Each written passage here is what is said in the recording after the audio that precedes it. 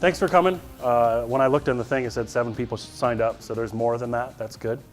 First, I'm fucking tired. How about the Cubs, huh? I'm actually not a baseball fan, but it was fun to watch. So maybe it's time for my Vikings, right? Like, we haven't won shit, so no. Where's all the, what, booze? Oh, I can't wait to play Dallas. So who am I? Kelly explained it very well. I've been around a while. I'm with Invisium now. Lots of consulting.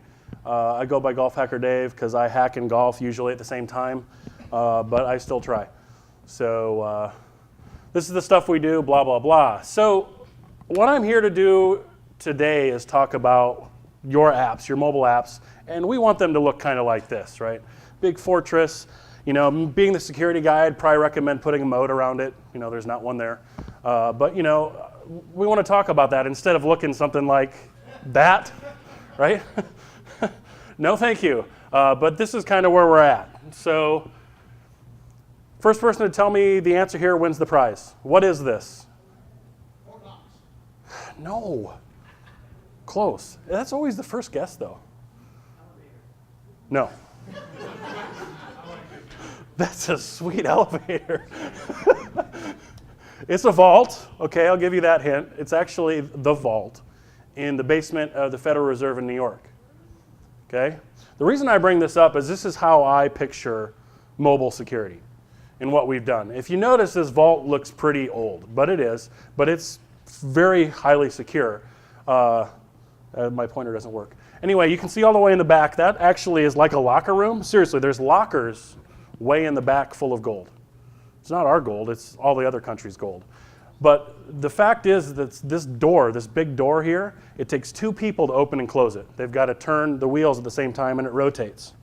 So I thought, well, that's pretty cool. That's pretty secure. You need 2 people. It's down in an area, there's no, I mean, it's way down there. But I think of this as mobile. Instead of this massive rotating door, we're throwing a screen door on it. Right? We're taking our already established infrastructures that we've pen tested for years and still can't get SQL injection right, but that's beside the point, and we're throwing mobile at it, right? So now that's opening a whole nother world of attacks, if you will, for numerous reasons, and we'll kind of get into that. Disclaimer, the usual, please don't just go download and start banging on this stuff. Unless you have permission or bug bounties or whatever else. So what I want to talk about today is some fingerprint use cases, talk about iOS Touch ID history, talk about the APIs, which there's not many, but we'll talk in depth about them, and show you some demos and examples. So what are some use cases for the fingerprint readers on our mobile devices? I like to be interactive, so, you know, if we need alcohol or something, let's step it up. Well, I could send someone. So throw it out. Throw some use cases. Well, it's just convenient, just a regular, not for extra security, just to open up the device. Okay. Device unlock. Anything else? Second factor. Okay. Cool. Anything else? Transaction confirmation. There you go. Sure. Sensitive storage, maybe. Lots of use cases, right? It's very, very convenient. Very easy to use, very easy to set up, very easy to program for it in your apps, because there's really not a whole lot of options. So Touch ID history, it goes back to 2012, at least with Apple, right? Biometric sensors and stuff, they've been around forever. But for Apple, 2012 was kind of their big point. They acquired Authentic. And at that point, the fanboys just went nuts. Oh my God, we're going to have fingerprint readers on the next iPhone? Well, sure enough, they did. So in 2013, when the iPhone 5S came out, it's like, oh yes, Touch ID. Oh, by the way, you can't use it in your apps. Okay, that's interesting. Okay, well, we'll just wait longer because I'm sure Apple will allow us to do that at some point. So they did. In iOS 8, now the apps can use the fingerprint sensors, and everyone goes crazy, and every app now uses it. But you know, the documentation is absolute crap. Specifically for iOS. Has anyone ever looked? It's an app. It's an app. Here's our documentation. Use this app. So anyway, so they've made some changes, since then, and now it integrates with the keychain and secure enclave, and but it's still bypassable by typical fingerprint attacks. Or voice, or what? Oh, yeah, Google. God, don't get me started. So I have this little video here of some unsuspecting person at a con like this. Took a nap. That's pretty easy to bypass. He's just trying his fingers. Well, guess what? It's not working. Why would that be?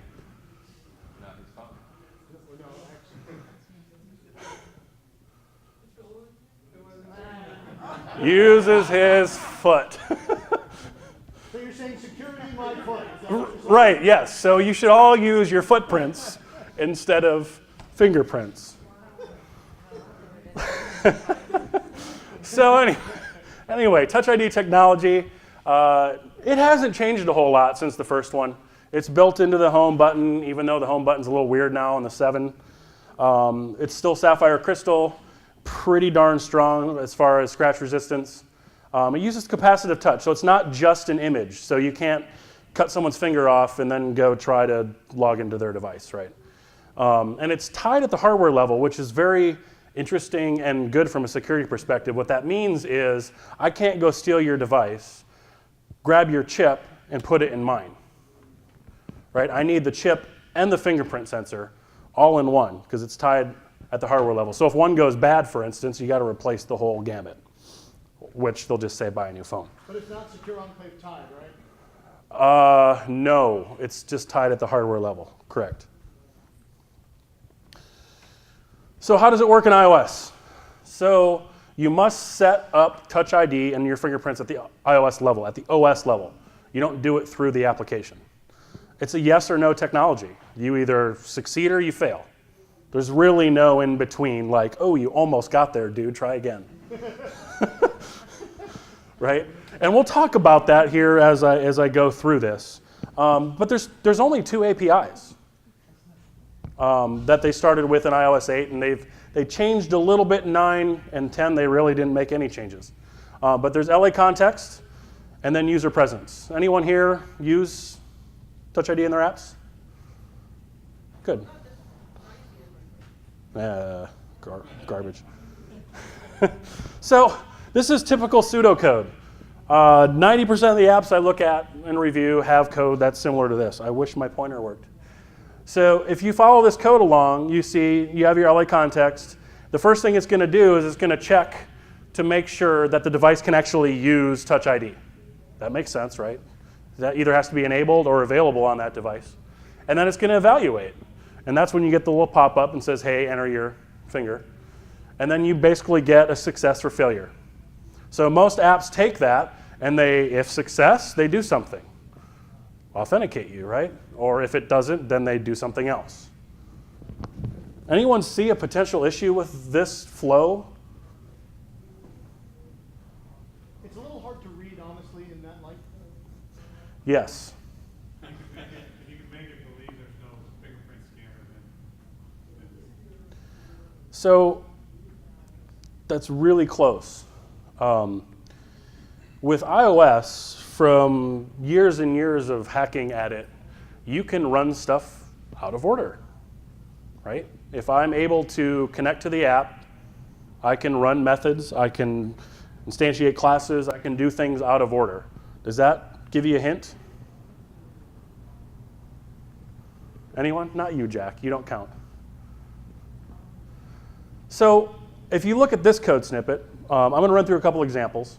It's the same flow. Checks whether a device can actually use Touch ID, evaluates the policy, gets back some value, and what I'm doing here is that if error, show error, if success, show success. Well, what's stopping me from connecting to the app and just running show success? Now that could be authenticated. It could be something else. I'm not even getting prompted at that point, right? So what does that look like? Well, I wrote a really crappy app. Please, no comments. I'm not a graphic designer by any means either.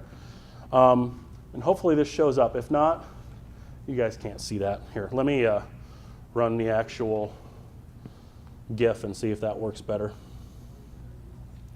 That means I got to find it. Talk amongst yourselves. No cubbies, sorry. That's over, right? I know, so yesterday, wait, this morning. All right, I think it's this one. Yeah, it was late last night, wasn't it? Does that look any better? So I'm going to walk through this. So what this is an actual iPhone 5S device that's running my crappy app, and I'm going to connect to it over USB iProxy. Anyone use it? Allows me to actually do things at a conference without connecting to Wi-Fi. But I videoed it for good reason. So I'm going to connect to the device. Now this is jailbroken, for those of you that may ask that. And you do require jailbroken or rooted access to be able to do this. So I'm going to find the process. Man, that does not show up, but what can you do? Search for the actual app process. And then I'm going to use Cycrypt. Anyone use Cycrypt? No one? Man. Cycrypt allows me to attach to the running application and invoke methods, instantiate things, look at memory, all that good stuff. So I'm going to connect to this running app with Cycrypt. Cycrypt allows me to use JavaScript and Objective-C. So I'm going to show you what this looks like. This is normal use. I touch the Auth2 button, use my finger, successful. If I use the wrong finger, I'm not successful. And I get cancel, and it says, hey, you failed. That's it. That's what my app does. Show error, show success. So I'm going to invoke them directly from Cycrypt now, bypass using the app at all. So what I'm doing here is I'm actually trying to figure out what my current view is, because that's the way iOS works, right? You have a current view at all times. And the way I'm going to do that is I'm going to look at the recursive description and grab some memory address that is in here that you can't see. And then I'm going to get the next responder for that memory address. So like, for instance, maybe one of those is a button or a label. And then I'm going to get the next responder until I get to the point where I know that's the controller I'm looking for, which in this case is just the current view controller. And in there, here, I'm going to pause it. What I did was I'm able to dump the actual methods that are available to me that you can't see. But these are actually the methods in this view controller that now I could invoke, okay? So it's telling me all this just by connecting to it. And one of those methods is either show success or show error. So I can now directly run those methods with Cycrypt. And that's what I did here, right? As you can see, this is the memory address of the view controller with Objective-C notation, that's the bracket, show success, run it, pop up, show success. I didn't have to do anything with Touch ID, just went right around it. So if you're using that method, that's probably not a good idea. So let's close that out. And we'll go back here. So what's another way that I see? Well, but what if I just pass those values to some other method? Well, that doesn't change anything. It just makes it a little bit harder for me to actually invoke that. So this is very similar to what we just saw. I'm checking to see if the device can actually use Touch ID. And then I'm going to evaluate the policy if it can. Then I respond with success and error. And what they're doing here is they're passing those values off to show local authentication result. And then it does something. So these are the two main ways that I see people using, because frankly, it's copy paste out of the Apple app that they provide you. So I'm not going to show this one. It's just very, very similar. I connect to the app, get the current view, figure that out, and invoke that method. The only difference is I now have to guess what the parameters are, because as you saw there, that method, it takes in two parameters. So the easiest way to do that is either one, use Boolean values, or use the nil value. And just try those to see which one's going to work. Because I don't necessarily know what objects or what values that method is expecting. But it still does work. So then I get the smartass who says, oh, well, I'm going to do it this way. And I'm going to completely ignore all OO. And I'm just going to write the code 75 different times in 85 different places, right? So I'm just going to do if error. I'm going to do everything I want to do in here with all the Apple built-in stuff. Don't do that. It doesn't solve the problem, right? So who uses it? Who uses LA context evaluate policy? Don't be shy. We all probably have, yeah. How about Cordova, Ionic? Anyone? Anyone? No one?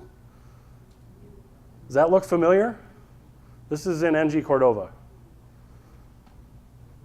So this is what Cordova provides to you to use Touch ID. It's the exact flow that I just went through. And actually with Cordova, that's the only one that they provide to you. How about Xamarin? Same thing, right? Now, Xamarin at least calls it kind of what it is. It says this is local authentication. But they say, add the following code to your controller. Copy, paste, wham, bam, you're done. So what do we do about it? Any ideas before I go into them?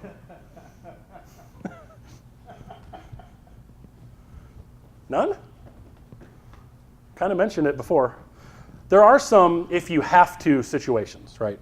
There are reasons that I can't think of right now that you may want to do local authentication. So there are ways to, I guess, hide it better, security by obscurity. You can define private methods in Objective-C, but what does that mean? It means absolutely nothing, right? They're not actually private. I can still grab them, run them. The biggest one is to avoid static discovery. So basically, Objective-C is a static language. I can run strings against it. I can print methods, and I can get all that info very easily. You can avoid that by using dynamic method resolution, which is basically the difference between this and this. So it's old C notation instead of what we're used to in Objective-C. So all that really does, though, is it turns on dynamic resolution for that method, and it doesn't really show up in searches, even though it's there. So again, it's kind of hiding. So there is some differences, though. The print methods that you couldn't really see before, where I was running against the actual app to see what the methods were in the view controller, it does look different if you use that dynamic method resolution. So does class dump. Anyone use that? Class dump allows you to basically get the classes and dump them from the binary, and then strings. Strings is the best tool known to man. So what I did here, I'm going to have to tell you what I did. I basically took show error and show success and turned those into dynamic method resolution methods. So what I did here, I'm just going to play it here because it doesn't show up either way. Is what I'm going to do is I'm going to run that show methods, and those actually won't show up now. So to me, as the assessor anyway, for someone who may not have the code, I wouldn't necessarily know that those methods exist anymore. Okay? Again, it's not perfect. It's one of those if you have to type solutions. But there are better ones. Use pure Swift. Okay? What that means is don't turn on the damn Objective-C bridge. Once you do that, all bets are off, okay? Because that gets everything confused, and you can actually still sort of use Cycrypt when that bridge is turned on. Yeah? If you work purely in Swift, doesn't that add a layer of protection where dipping below the line Yes. reduces more risk? Yeah. Introduces more risk? Objective-C, direct handling of code. I was under the impression that Swift adds a better abstraction layer than Objective-C in the book. It does, and it makes it very, very difficult to utilize tools like Cycrypt to invoke things directly. So from protecting against that dynamic analysis, if you will, of the app, Swift is much better so far. Now, that doesn't mean that someone's not coming out with ways to do it. It is binary compatible. Runtime manipulation is very limited. It is much harder to analyze. So if I'm reviewing a Swift app, it's going to take me longer to analyze it from a dynamic perspective because it uses name mangling and things like that, which I'll show you what that means. Here, anyone had any experience with name mangling? Okay. So if you have a Swift binary, Mac comes built in with NM, and you can run that against the binary, and you're going to see some really ugly output that looks like underscore TFC8, blah, blah, blah, blah, blah. Okay? It's ugly. But what that piece and that one line of the hundreds of thousands or whatever dumps from the binary tells me a lot. Underscore underscore T tells me it is a Swift method that it's talking about, that it's a function, and then C is it's a class method, right? And then 8 says the next 8 characters are the name of the app. 14 says the next 14 characters are the name of the actual class. S is the type, okay? Setter or getter. So S here means it's a setter. 11 is the next 11 are the name of the method. And then it's the return value, okay? Well, you can make it easier on yourself and utilize XCrun to demangle that. So if I run that against that ugly string, it says, okay, this is swiftapp.viewcontroller.usersuccess.setter, and it returns a Swift Boolean. So again, that stuff is still there. It's just, it's harder to actually manipulate. Because instead of using cool tools like Cycrypt, I have to specifically create hooks and install those on the iOS device. And most of the time, if it's dynamic and I don't have code, I'm completely guessing. So you can imagine how much time that would take to figure out which method or which class I need to hook and modify the output, right? So in this case, basically, I'm changing the set success method to always return true.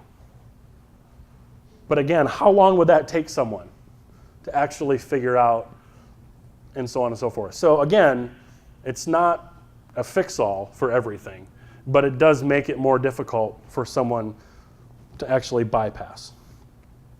Now, Swift is a weird animal because most of the time strings doesn't give you much, but for some reason there's certain apps like this one. I just downloaded it off the internet. Real simple Swift app that uses Touch ID, and it actually returns method names. I don't know why, I haven't figured it out. It doesn't turn on the Objective-C bridge. So again, it's another one of those where it's not a great solution. So really, that's not the best we can do. What is? Man, everyone's shy today. Don't use LA context for evaluation of the policy because it's no better than local pin. But instead, we want to use user presence, which is basically integrating Touch ID in the keychain. This was first implemented in iOS 8, obviously, since that's when programmers were provided the APIs to utilize Touch ID. And they actually improved it a little bit with iOS 9, and unfortunately didn't touch it at all with 10. And I'll talk about why I think that's unfortunate. It uses Secure Enclave for storage of fingerprint data, and it also uses that for keychain items, okay? So they can work together, close-knit family. So what's that look like? How does the keychain work? So today, this is from Apple documentation, so we just believe them, right? But basically, there's 3 lands. There's your applications land, which is like user land.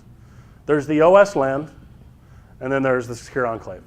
So your application has APIs that it uses, the sec item APIs, that have to go through and utilize security daemon that has the keychain APIs built into it as well. And then it connects to the secure enclave to grab whatever you might need or set whatever you might need in the keychain. So there's like 2 layers of abstraction there where you can't directly connect to secure enclave and vice versa. So what's it look like with Touch ID? Very similar, looks the same. You have user space where you still have your same APIs. It connects to the operating system space, and it then connects to secure enclave, which manages not only the Touch ID evaluation, but it manages credential management, keychain management, and all sorts of other good things that, again, aren't directly accessible from your app. So what does it look like in code? iOS 8, it was very basic. Okay? When you're setting up to use Touch ID with a keychain item in iOS 8, you have one option for user presence, and that's KSec access control user presence. That's it.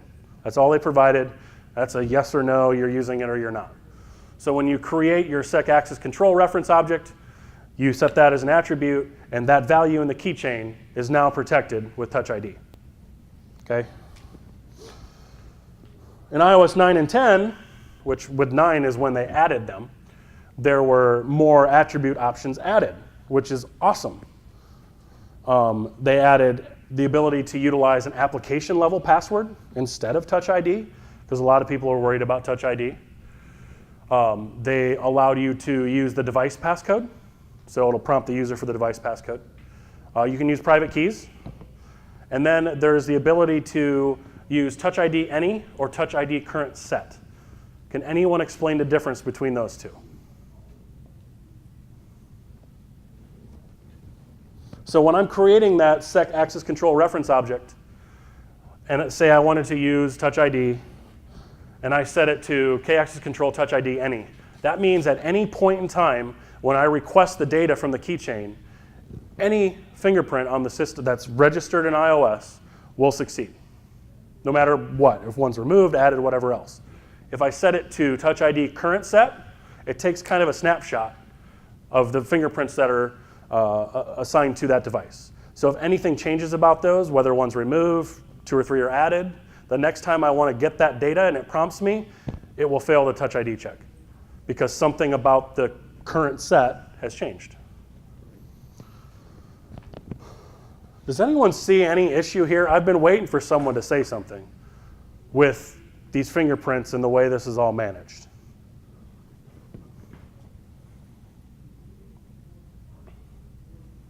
Is it authentication?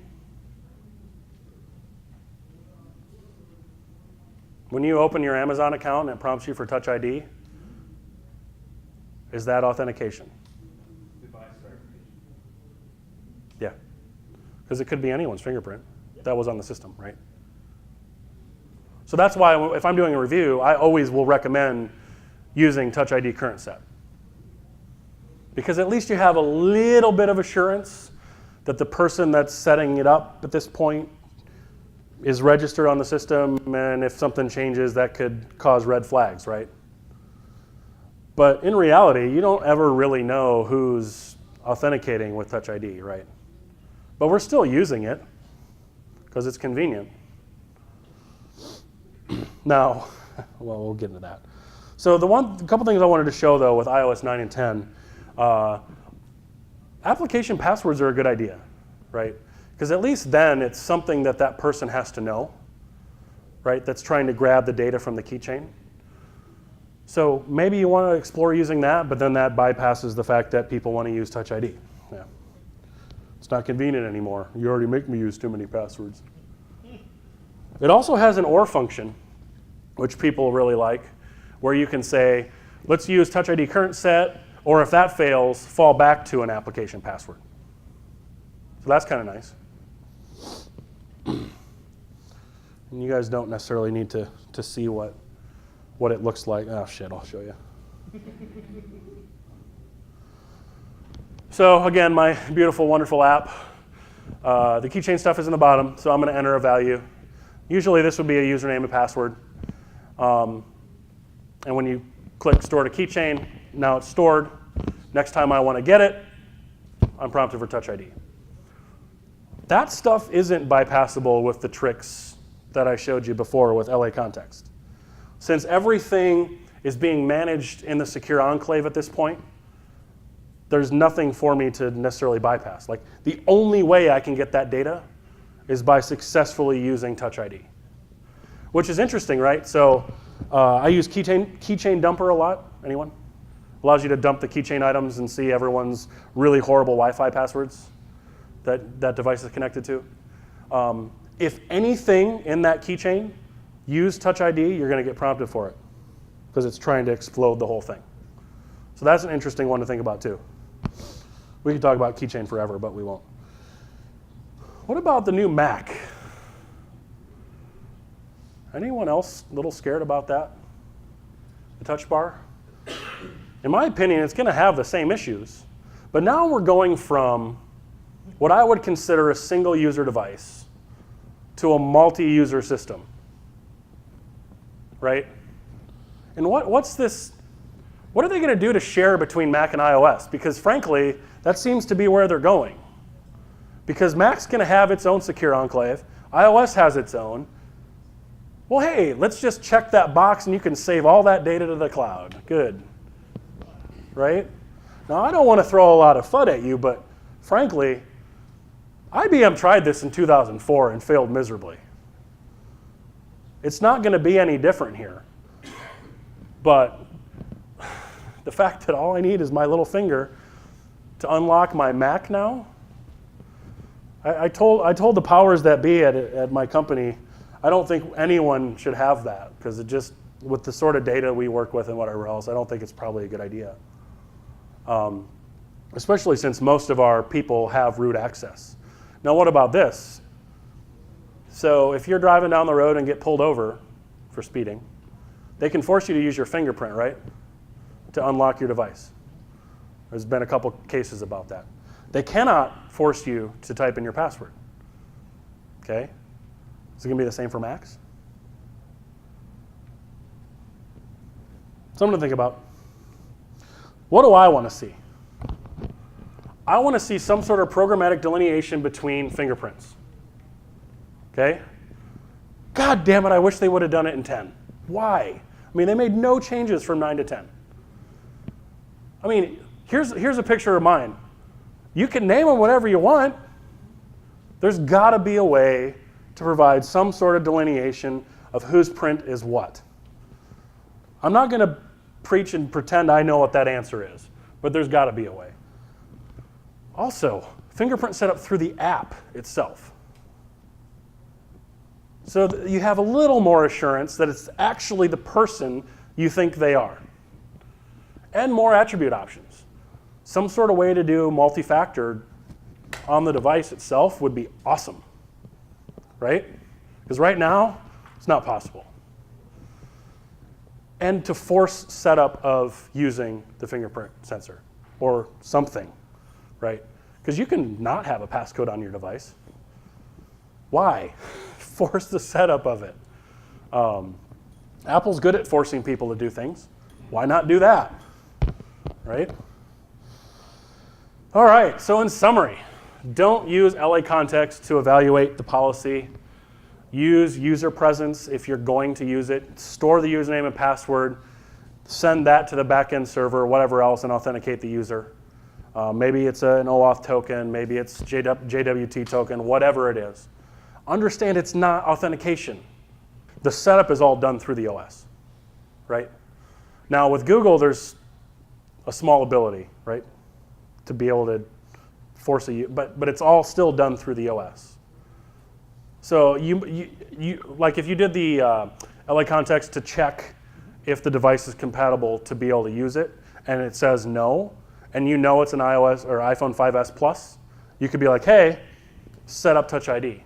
That's about as good as you can do, right? And then they have to go out into the OS and set up Touch ID.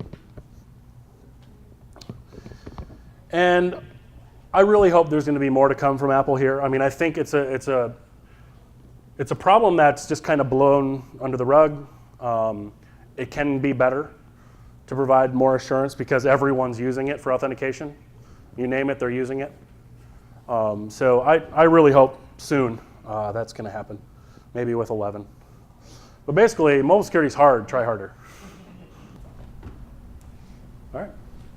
Thanks, everyone.